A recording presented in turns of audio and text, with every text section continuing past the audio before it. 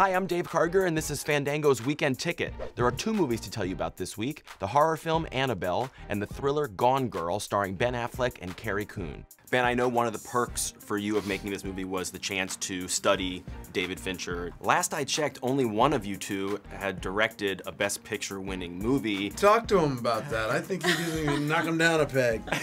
We'll have more with Ben and Carrie coming right up, but first, which movie is perfect for you? Let's break it down. Let's begin with Annabelle. This is a prequel to last year's horror smash The Conjuring that follows a young couple whose lives become a nightmare after they buy a creepy-looking vintage doll. Now, this is the first of many frightening movies coming out this month, so if you're looking for some pre-Halloween scares, then this is your best bet. Also opening this week is Gone Girl. This is the much-anticipated adaptation of Gillian Flynn's best-selling novel about a husband who's suspected of causing the mysterious disappearance of his wife.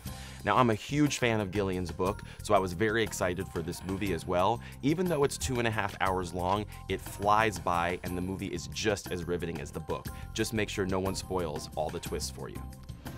I caught up with Ben Affleck and his Gone Girl co-star Carrie Coon. Take a look. I think it's very possible to love this movie whether you've read Gillian Flynn's book or not. Did you guys think about that at all while you were making the movie? I just wish I got to experience the movie without being in it. I loved the book. Gillian's really exploring some really fascinating ideas that haven't been actually touched on. When I read it, I thought, like, I don't know how you make a movie out of this. It's impossible.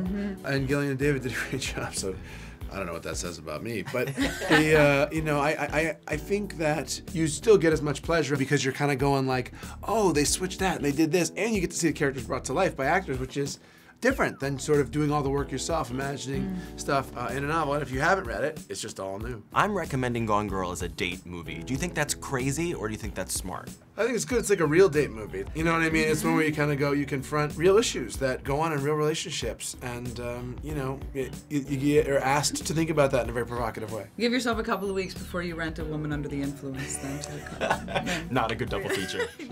So that's what's going on at the movies. I'm Dave Karger, and I'll see you next week. Be sure to download the Fandango app for the latest movies, showtimes, and exclusive Fandango content at your fingertips. So what's your weekend ticket going to be? Buy your tickets on Fandango.